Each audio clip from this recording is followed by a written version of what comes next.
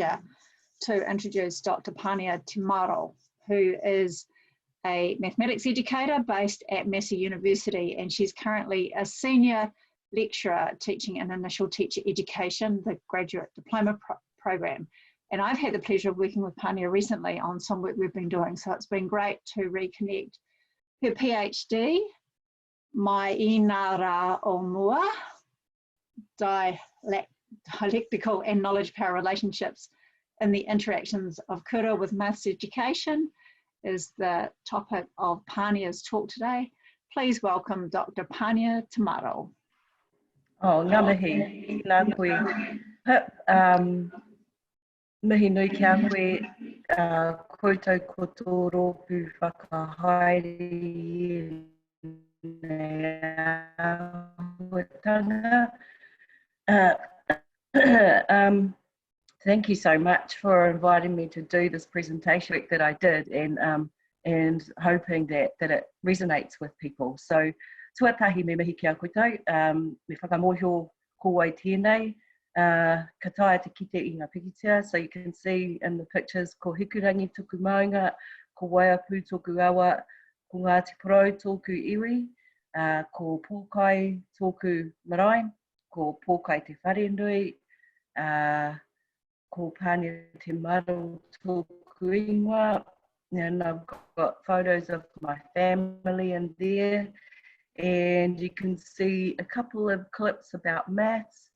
There's a clip there with me with a whole group of people that's at, about doing maths with people who think that they're dumb and can't do maths, and it's really about the quick something that makes people go, oh, I never knew that, and I can do that. I can actually really do that. That's where my passion lies, and that's where I'm doing a lot of work at the moment. And it doesn't take long to turn those lights on. And in my PhD, I was looking at what it was that was interfering with kura and their ability, not so much their ability, but the directions that they were going in, and what was interfering with those directions when it came to maths. And I've got a couple of diagrams here that signify for me what it is that I found at the end. And the one sentence that I could say to them was, it's about the equitable privileging of mātauranga and kaupapa Māori with mātauranga and kaupapa maths. And what I found, I think for me, was I'm very, very settled in this notion of what has to be involved in kaupapa Māori. And it's those things that I've put in my diagram that I've drawn from people like Mason Jury, Sue Mason Jury, people like Graham Smith and Linda Smith. Those things all wrap around each other, so that we've got, and they're all based on whakapapa. So whakapapa wasn't just to people, it's also to knowledge. And growing that knowledge is part of kaupapa Māori as well. So that was what I always found was missing, excuse me, and needed to have as part of my PhD. I don't want to bore you too much with the PhD stuff, but this is what backgrounds really why I'm doing what I'm doing. And the thing that I found along the way that really struck me is that we're not actually even privileging kaupapa and mātauranga mathematics. So if people like Paul Lockhart and Derek Holton, who's a New Zealander, spoke to me really strongly about me, who thought I was really good at maths, grew up thinking I was a whiz bang because I was in the top groups and I got the A's and that sort of thing. I got all the ticks, and suddenly finding this quote that made me go, oh, that's me. It's about graduates who've thought that they're really good at maths, and then finding that there's this whole body of knowledge that's missing. So maths education has actually not done me a service that I wanted it to do. though I loved it, and I still love it, I know that there's huge gaps. So I claim not to be, I'm not a mathematician. My work is in maths education, and I'm not a mathematician because what I got taught, and I'm not bagging the teachers or anything like that, what I got taught though was how to do formula, how to do procedure, and how to get the right answers. I didn't really get taught about the messiness and the mistakes and the experiments that I could make and the things that I could discover. And I think Paul Lockhart's work, Derek Holton's work, sits for me in the space where that's what I want to do for children. Paul Lockhart talks about doing maths, the mathematician's lament. And all you ever do is write the notation. So you learn about the notation of music. You could write it perfectly, you could do it beautifully, but you never get to play it. And for me, when I've watched a real mathematician working and I've seen the different ways that they can look at math situations, we're not talking about problems anymore, are we, Pip? The different angles that you can come from, the different ways you can see, and for me, seeing is so important. I realized that I've missed that. I haven't had those experiences to give me those different ways to see. So one of the things that I found was the NCEA, but the NCEA kept narrowing what the kura could do down to being able to get NCEA. And I found that it became a game playing rather than a real deep exploration of maths. And that's really through watching a mathematician trying to teach in a way that would be able to honour both mātauranga and kaupapa Māori and mātauranga and kaupapa maths. Seeing the mathematician and seeing the kura just go, oh no, we have to keep shrinking this down, because we've got to reach this goal, which is really kind of a false goal for me. And so what I had to explore was, why was that happening? And I came up with, I blended Marx and Foucault together. A lot of people will go, don't do that, but they would probably even go, don't do that. But what I found from them was ways to explain what was going on. So, and I think maths is also being impacted, real learning of maths is being impacted by what's going on in our society rather than what's going on in maths. In our society, kura, if you look at the circles, kura want to operate in the area that's 5, 6, and 7. So these are the levels of generality. Where we're operating as a society is the individual, our jobs, how we relate with capitalism, the free market, and what our class status is in terms of who's a labourer and who's an academic even. So those divisions within our societies are where maths is placing itself, rather than being able to be the human society or just the nature of where we fit within nature, how we relate to our earth. Those things are being pushed aside. So straight away, kura is going to be impacted on, because where they have to focus and where NCEA focuses on is 1, 2, 3, and 4. And then I thought, well, okay, that's happening. I can see that's happening. Why is it happening? Why is it perpetuated? Because it's not what kura believe in, but they're being forced into operating this way. And that's where Foucault comes in. So there's a huge critique around judging and disciplining, judging and normalizing. That's what NCEA does. Disciplining is what NCEA does. Power and knowledge, NCEA straight away says, well, this is what power, this is where the power is and where you must have the knowledge, because the kura knowledge and what our ancestor knowledge isn't given that power because it's not assessed. Governing and governance, well, the kura operating the way they wanted to, they're governed by bodies, which I'll show you in a minute, different bodies where NCEA, so our cabinets, have an impact on the way that we can do maths in schools.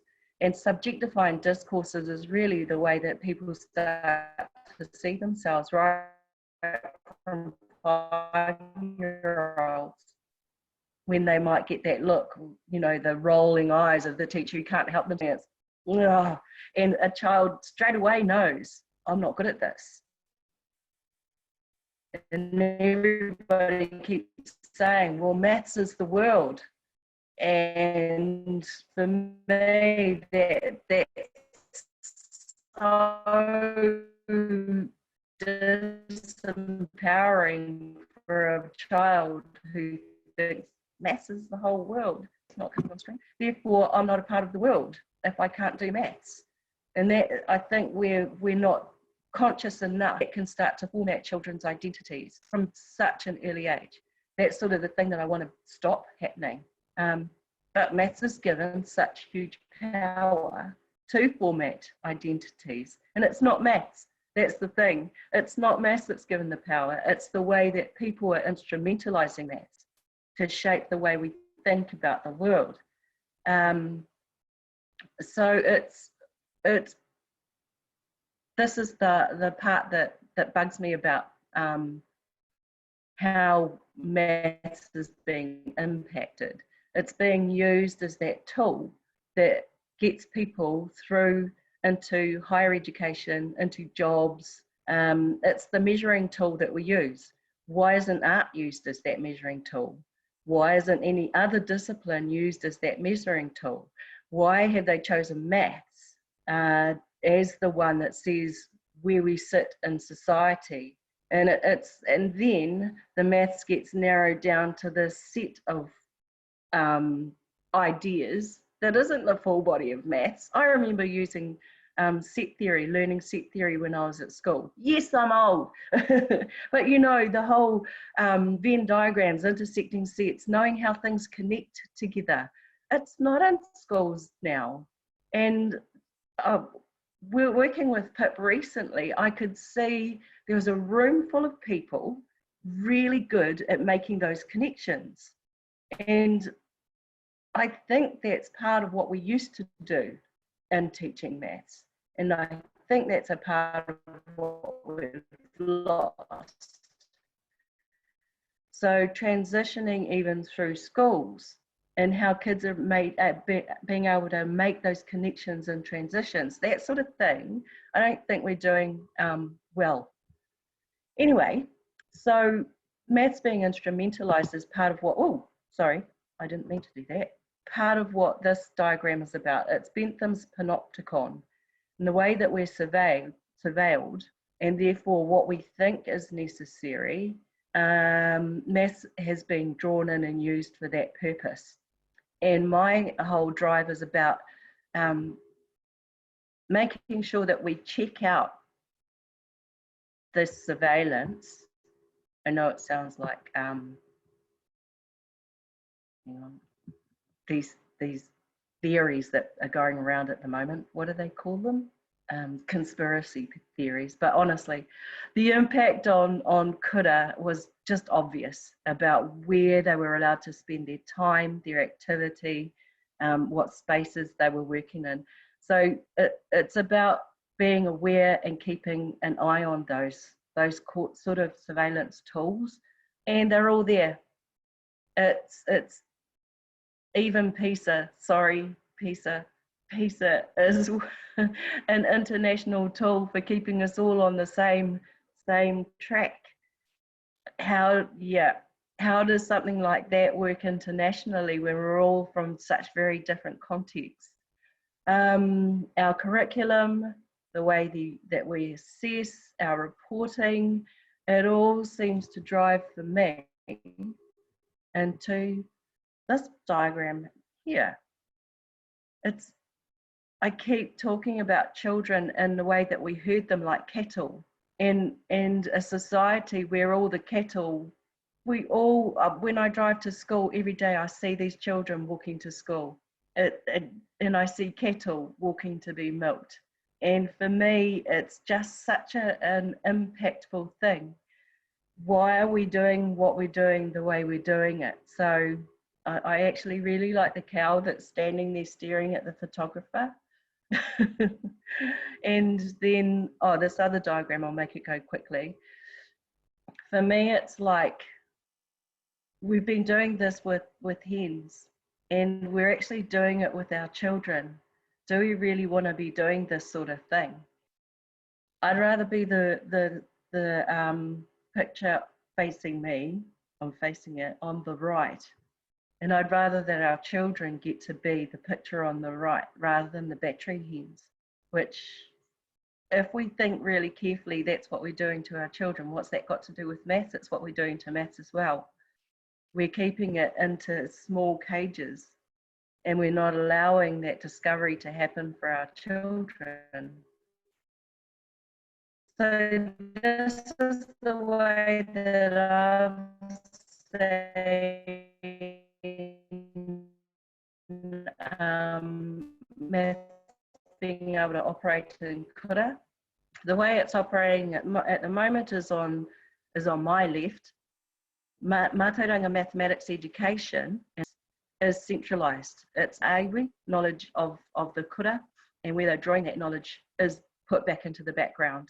What I've seen happening is if you refocus on mātauranga iwi and what we need for our children to grow as full people, maths is a part of that. It's not all of it, but it is, because of the society we're living in, our children do need maths, but it's a part of it. It doesn't overtake what they need to be human in a Māori society and what they need to be Māori citizens. So the way that I decided to look at it, the thing that occurred to me is this picture here. And an adult learner, we were presenting the assessment tool for adults. And he went, oh, look, the things that there's an item that you've got in there, and it's about these kina. And it's 20 kina brought into a room, and there's 5 people sitting around the table. And how many kina is each person going to get? He goes, oh, come on. And the people around the room laughed. And he went, so come on, talk to me about this. And this is where I got the idea for the pipi. Sorry. Because one of the answers, of course, was, what are you doing only bringing 20 kina in when there's 5 people in the room? And, you know, that's a valid answer. Is in terms of mātauranga Māori, that's a valid answer, but it's not going to get the tick. You're not going to pass by giving that cultural answer. Other people were like, well, if Nan's in the room, she's going to get them all. That's a valid answer. And then, I don't like kina, so I don't want any. You can share them with the other 4. That's a valid answer.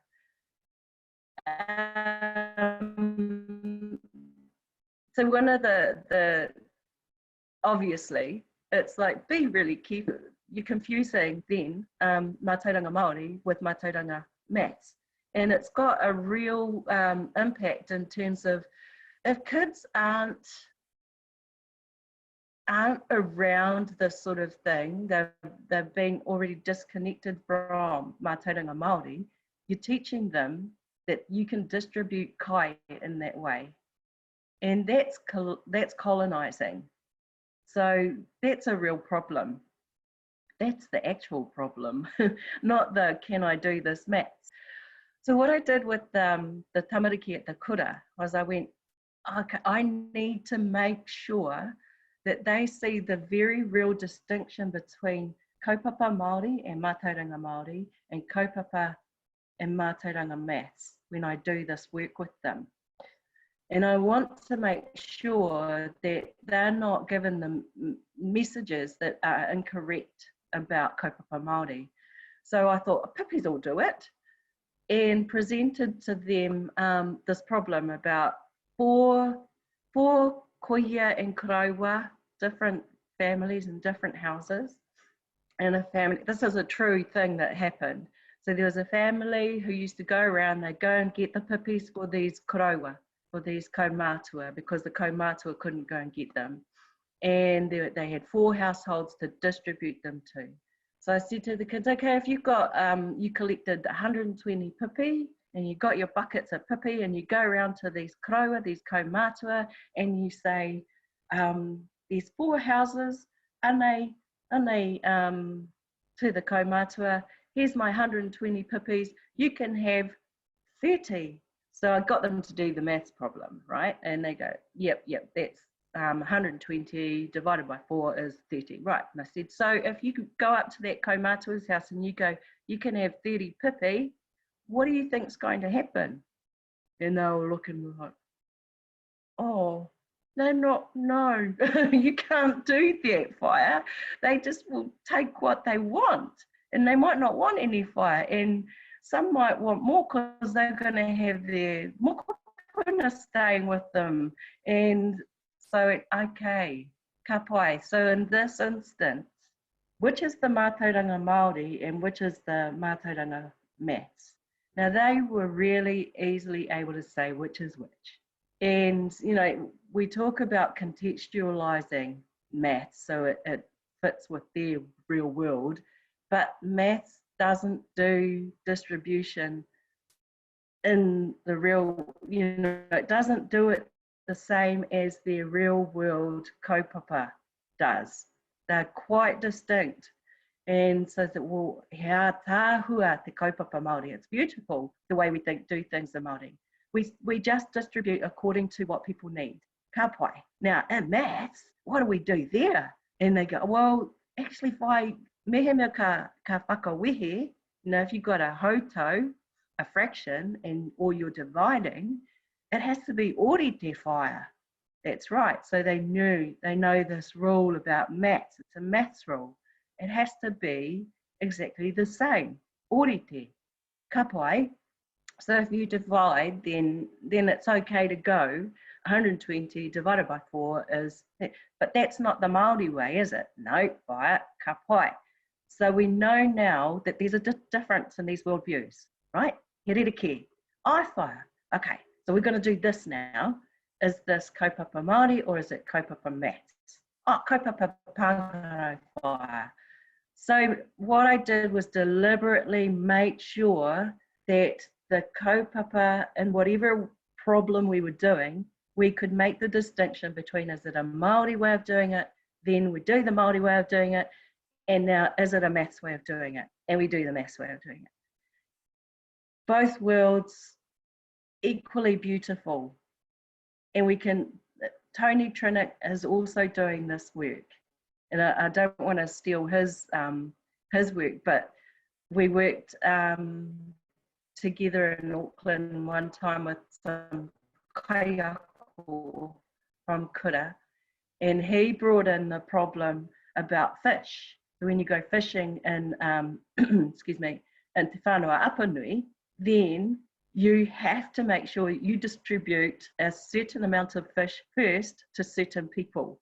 Because if you don't, you're going to be in big trouble because you're not following the tikanga of that area.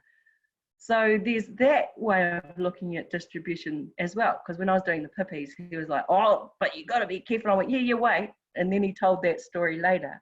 So there are tikanga as well around that distribution for Māori. If we're just teaching the maths way of doing it, these kids are not learning about the tikanga. So if we want to bring in context from their lives, I think what we need to do is be very careful to make sure that we privilege their life work first. And we don't say, oh, your life is mathematics. Because actually it's their life. And why does maths become privileged over their life work? That's the caution that I have about bringing in context, is making sure that their lives and the way that they do their lives are honoured as being as equally important as maths. Because maths is important for certain and definite reasons. And again, we're still not doing maths, we're still not privileging the real and full body of maths. And I think we need to be honest with our kids about that. So anyway, with the pipi problem, we got to, yep, we can divide pipis. And no, we wouldn't do it that way in real life. Cool. And I went, so when you divide these pipis up, are they still getting an equal share? And they were like, hey, what are you talking about? They've got the same number, but they still getting an equal share. And of course they went, oh no, kaupapa, fire, because actually some of those pipis might have a crab in them, or some might just have sand in them. And you know what, some are this big and some are only this big.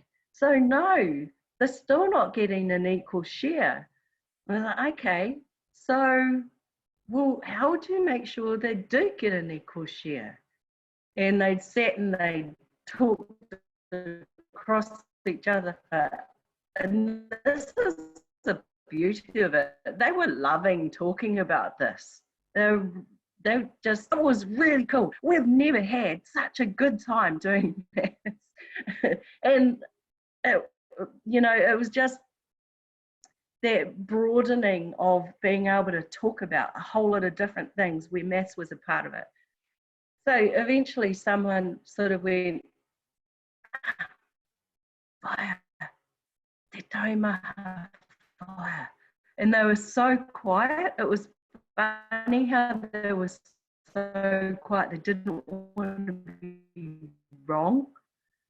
But it was the fire, the taumaha fire. Pardon? The taumaha fire. It's taumaha fire. What do you mean by the weight? Well, it's how heavy they are. That's the only way they're going to get the same amount of pipis. Oh, okay. Wow. Where do you see that happening? And again, they were like lost. They couldn't think of what. Well, wait, take what? And because their world is you just eat them and you just get as many as you want and you eat them. So where do you see weight happening? And come back to kina, that only happens in the shops. So they came about to the same child when you put them in an ipu fire, you put them in a container. And where do you see that happening? Oh, in the shops. So then you get to why would you distribute pipis in that way? And it's all about selling them. So we do this circle around to, okay, so what are we using this maths for then? What would this particular context lead to? And it's about selling those pipis. If you want to sell them and you want to make sure that the price is everybody's going to get exactly what they're buying, then it has to come to that. And I think, excuse me, if I could get to a point in kura where I felt really safe and comfortable that we were able to privilege both worlds, I would make sure that in kura they do both of these things. If we're going to look at ko whaiwhai, then we don't, and I think Tony Trinick has done this work with Tammy. Is it Tammy? Sorry, her name has completely gone out of my head. From Australia, they've said as well that you must privilege, if you're going to use Māori, kaupapa Māori things, if you're going to use Māori artifacts like ko whaiwhai, like tāniko, and you want to find the maths in them, then it's really beholden on you to make sure you do the kaupapa and mātauranga Māori as well. And then you can switch over to, so what can I see in these things that is mathematical, rather than saying, oh, they're mathematical, because they're not, they're Māori first. And yeah, so if there was anything that I could really make a plea for, it would be make sure that particularly Māori children can see the value of the kaupapa and mātauranga Māori that are in those artefacts or in those contexts that are being used, and that those contexts don't become important just because they're mathematical, or you can see the maths in them, that they're still privileged as having their own mana, and that way of being in the world and viewing the world is as important as seeing the maths in them. And that's me. That's pretty much all I want to say, because you'll see that the next slide is blank. That's wonderful. Ngā mihi. Thanks. That was, I've got a few things that I've made some notes that I want to just reflect on, and then people may have some other questions for Pania.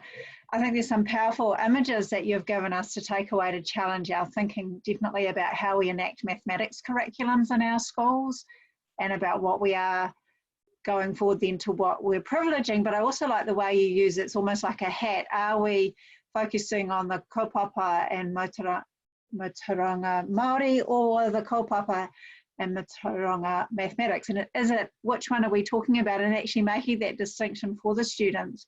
And I love the way that when you started talking about the pipi problem, for example, you know, that you started off with the, well, who needs it, and then the number, and then we got to weight, but actually how deep we could go with that context when we were focusing on the context much more than just the mathematics we were trying to get across. So I think there's been some really powerful messages. Now, there hasn't been any specific questions come up in the chat, but we have got probably a couple of minutes if people wanted to ask a question. They could potentially just unmute and ask a question. So I'm just going to see if I need to get my participants up. It's all right, I've got managing about 20 screens. So is there anybody who'd like to ask a question? You can unmute yourself and talk.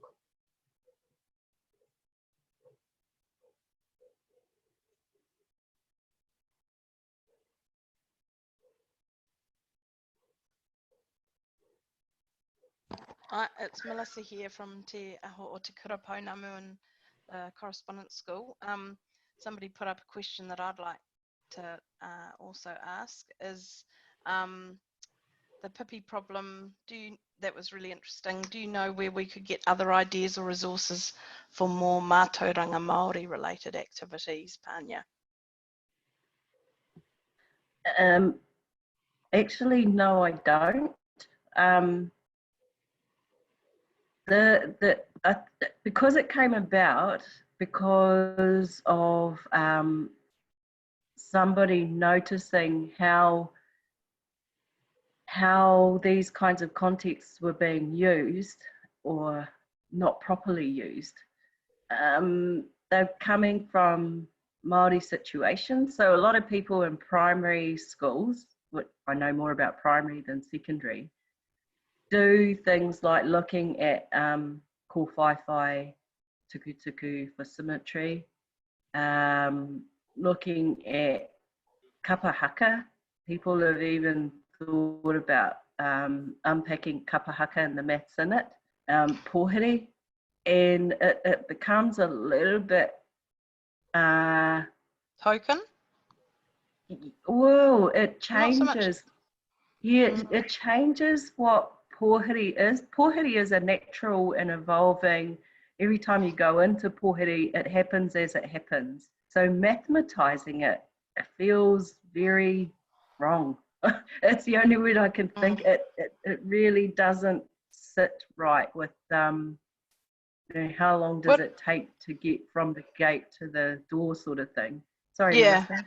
No, I was going to just say, would it be better to talk to our Māori students about their experiences of their Māori world and kaupapa Māori and see how they could bring the maths out of it rather than us try and put that over them, if you know what I mean? Yeah, I totally do. And that reminds me of a time when one of our students came back from practicum and said, oh, we were talking about the marae and Māori children had never been onto the marae.